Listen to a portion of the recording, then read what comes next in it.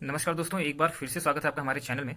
हम यहाँ पे डिस्कस कर रहे थे, पिछले वीडियो में भी मैंने डिस्कस किया था ऑर्डर ऑफ रेशनल नंबर्स। ठीक है, रेशनल नंबर को इंक्रीजिंग ऑर्डर और डिक्रीजिंग ऑर्डर में कैसे लिखते हैं उसका हम लोग डिस्कशन कर रहे थे, जो कि एग्जामिनेशन में एक दो क्वेश्चन जरूर इस पैटर्न से पूछता है। तो हमने पिछले जो क्वेश्चन डिस्कस किया था पिछले वीडियो में, वो आपका रेगुलर पैटर्न किया था। क्या किया था? रेगुलर पैटर्न जो हो सकता है उसका डिस्कशन किया था। अब हम आज जो बात करेंगे वो आपका इरेगुलर पैटर्न हो सकता है। अगर इरेगुलर पैटर्न क्वेश्चन में दिया है तो कैसे सॉल्व करते हैं वो आपको समझते हैं। तो शुरू करते हैं आज का। पहले एक एग्जांपल लूंगा तो आपको समझ में आएगा। जैसे कि पहला एग्जांपल आज का है कि 5/8 एंड 9/14। इतना अजीब अजीब नंबर है, तो एक तरीका क्या हो सकता है कि आप इसको डेसिमल में बदल लीजिए।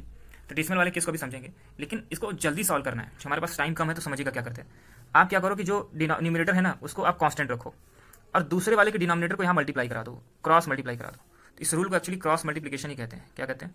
Cross multiplication rule. Multiplication rule, इसको मैं कंप्लीटली नहीं लिखता। तो यहाँ पे क्या हो जाएगा? 5 × 14, 9 × 8। तो ये हो गया 70 और ये आपका 72 हो गया। तो 70 और 72 में कौन बड़ा? ये बड़ा। तो इसका मतलब है कि 5/8 की जो वैल्यू है वो ग्रेटर, ये आपका इससे छोटा है। समझ में आया क्या? तो ये आपका पैटर्न होता है क्वेश्चन को पूछे जाने का। अब एक और एग्जाम्पल लेंगे जिससे कि आपको कंप्लीटली क्लियर हो जाए, क्योंकि अजीब अजीब फ्रैक्शन पूछता है और उसको आप सोचोगे डेसिमल बदलना तो बहुत टाइम खर्च हो जाएगा। ठीक है, जैसे है 4/15 और एक नंबर है आपका 6/23। इस डब्बे को कांस्टेंट रखो। अब 15 को इस साइड ले आओ, 23 को इस साइड ले आओ। तो 4 का मल्टीप्लाई 23 में, ये थोड़ा सा आसान पड़ता है। 15 को मल्टीप्लाई 6 में कर दो तो ये आपका हो गया 90। और 23 का अगर मल्टीप्लाई 4 में करोगे तो 4 3 12, 2 यहाँ पे 1 हो गया, यहाँ पे ना इतना आ जाना चाहिए। ठीक है, तो अब अगर मैं देखूँ तो 92 और 90 में कौन सा वैल्यू बड़ा? ये बड़ा। तो इसका मतलब क्या है पता है? कि 4/15 है उसकी वैल्यू ग्रेटर देन हो जाएगी 6/23 के। समझ में आया क्या? तो ये पैटर्न है जो आपका कुछ क्वेश्चंस को सॉल्व करा सकता है। अगर 2 दिया रहेगा तो आप ऐसे कर लेना। अजीब अजीब क्वेश्चन पूछता है। एक क्वेश्चन आप ट्राई करके बताइए। ठीक है, मैं इसको आपका होमवर्क देता हूँ। अगर आपकी इच्छा करे, ठीक है, आपको लगता हो कि हाँ बना देना चाहिए, तो आप मुझे कमेंट सेक्शन में बताना। क्वेश्चन देता हूँ 13/15 और 20/23। मजेदार बात क्या है कि मैं इसको ए लिखता हूँ, इसको बी लिखता हूँ। तो आपको बताना है कि ए इज ग्रेटर देन बी या या ए इज लेस देन बी। कुछ ऐसे लिखो ना यार, बात तो वही पड़ जाएगी, मैं वो लिख देता तो। या फिर ए इज इक्वल टू बी। तीनों संभावना है ना भाई, हम इसको इस संभावना से इनकार नहीं कर सकते। तो इसको आपको कमेंट सेक्शन में बताना है, आपका होमवर्क है। अब बात करते हैं दूसरे मेथड की। ठीक है, सेकंड मेथड ये होता है कि भैया 2 नंबर नहीं दिया है, अब बहुत बड़े बड़े नंबर देते हैं। जैसे कि आपको दे दिया 3/7, 4/5, 7/9, 1/2, 3/5। इतना बड़ा नंबर। एक तरीका तो यही है कि इन दोनों को देखो कौन बड़ा है, फिर इन दोनों को देखो कौन बड़ा है, फिर इन दोनों को देखो कौन बड़ा है, उस आधार पे निकाल लो। लेकिन वो बहुत बड़ी चीज़ हो जाएगी। ठीक है, वो बहुत बड़ा हो जाएगा। तो मैं क्या करता हूँ, इसको नंबरिंग दे देता हूँ। एक बार मैं आपको उस मेथड से भी करने की कोशिश करके दिखाता हूँ। ABCDE, इसको ABCD मान लीजिए। अगर ए और बी के बीच में अगर कंपेयर किया जाए, देखो ए और बी के बीच में तो 3/7 और ये तो 5 15 इधर हो जाएगा। ए का वैल्यू हो जाएगी 15 हो जाएगी, और बी का आपका कंजुगेटिव वैल्यू 7 28 28 हो जाएगा। तो इसका मतलब ये तो पता चल गया कि ए जो है वो आपका बी से छोटा है। एक बात पता चल गई। अगर यही बात हम बी और सी में कंपेयर करें, तो अब बी और सी में तो 9 का 4 में 9 चौक 36 हो गया, ये 36 आ गया, 7 5 35। इसका मतलब है कि बी इज ग्रेटर देन सी हो गया। ठीक है, इसी तरीके से पैटर्न से आप निकाल सकते हो, लेकिन ये बहुत ही बड़ा वैल्यू हो जाएगा। तो ये आपका तरीका नंबर 1 हो गया। अब तरीका नंबर 2 क्या हो सकता है? कॉन्सेप्ट नंबर 2 क्या हो सकता है उसको समझिएगा। तरीका ये हो सकता है कि हम क्या करेंगे, ये जितने भी वैल्यू दिए गए हैं, ठीक है, ये जितने भी वैल्यू आपको यहाँ पे लिखी हुई है, दिखाई दे रही है, इन सभी का, इस सभी का जो आपका डिनोमिनेटर है ना, उनका हम LCM लेते हैं। ये आपका यूनिवर्सल तरीका है। जब कोई क्वेश्चन बने तो आप क्या करो, या फिर 10 के अंदर वाले तरीके, अंदर वाला वैल्यू हो तो उसमें जरूर आप एक बार LCM निकाल के चेक कर लो, तो हो सकता है भगवान करे आपका काम हो जाए। तो जैसे यहाँ पे दिया गया कि LCM मुझे निकालना है किनका किनका। देखिए 7 का, 5 का, 9 का, 2 का, 5 का, सबका LCM निकालेंगे हम लोग। 7 का, 5 का, 9 का, 2 का और 5 का।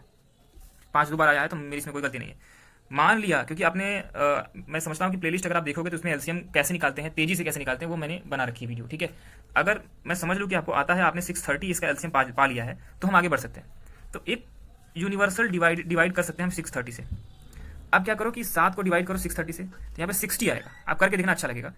630 एक क्वेश्चन में करके दिखाऊंगा। 630 को आप 7 से डिवाइड करो तो आपका 7 से इसको काटते रहो, सॉरी ये 90 आएगा। कितना आएगा? 7 9 63 होता है ना भाई, जो होगा वो लिखो ना। ये 90 जो आया है, 90 को 3 मल्टीप्लाई करो, 9 3 27, 270 हो गया। आया कि नहीं आया? कामा, इसको कामा लिखो, जान मुझे लिखो। ऐसा कोई मेथड नहीं होता, लेकिन इसको समझिए ध्यान से। अब 5 का डिवाइड इसी तरह से करो, और इसी तरह से धुआंधार करते चले जाओ। ठीक है, तो जब आप इसको करोगे तो आपको सारी बातें क्लियर होती रहेंगी। दूसरा वाला नंबर है आपका 4/5। इसको जब सॉल्व करके देखना। ठीक है, मैं सारी चीज़ सॉल्व नहीं करूँगा, डायरेक्ट आंसर लिखूंगा। फिर अगला वाला 490 आ जाएगा, फिर अगला वाला 315 हो जाएगा, फिर लास्ट वाला 378 हो जाएगा। तो अब देखो आप 630 तो कॉमन चीज़ है ना, ऊपर वाला जिसकी वैल्यू ऊपर वाली बड़ी और वही आदमी वही वैल्यू सबसे बड़ी। ठीक है क्या? अब देखो ना 504 है वो सबसे बड़ा है, इसका मतलब दूसरा वाला फ्रैक्शन सबसे बड़ा। तो मतलब 4/5 ऐसे लिख दो, ये सबसे बड़ा है। फिर 504 के बाद 490 आता है, 490 मतलब अगला वाला, तो 7/9 हो जाएगा।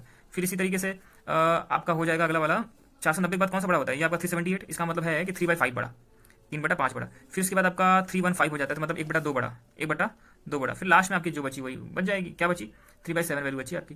तो भैया कहने का मतलब है कि ये तरीका होता है। अब इसको, ये तो आपका डिसेंडिंग ऑर्डर हो गया, घटते हुए क्रम, बढ़ते हुए क्रम में करना था 3/7 सबसे पहले लिख दो, इसमें कोई टेंशन वाली बात नहीं है। तो ये हो गया रूल नंबर 2।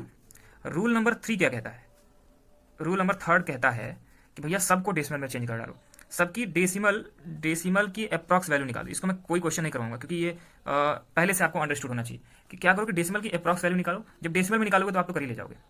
मैं केवल 2 नंबर को चेक करके दिखाऊंगा, इसी क्वेश्चन का 2 नंबर, 3/7 और आपका 4/5। 3/7 का अगर डेसिमल नंबर निकाला जाए, देखो आप खुद ही देखो ना यार, इस 7 का आधा 3.5 होता है, तो ये आपका कितना आएगा, लेस देन आधा आएगा, लेस देन 0.5 आएगा। ये वैल्यू 0.8 होती है। तो पहली बात सीधी सी बात है कि ये वाला बड़ा हो जाएगा वैल्यू। तो कुछ तो ऐसे आप ट्रिक लगा सकते हो, थोड़ा सा दिमाग तो आपको लगाना पड़ेगा। प्रैक्टिस करो तो आपको समझ आएगा कि भैया कि कौन सा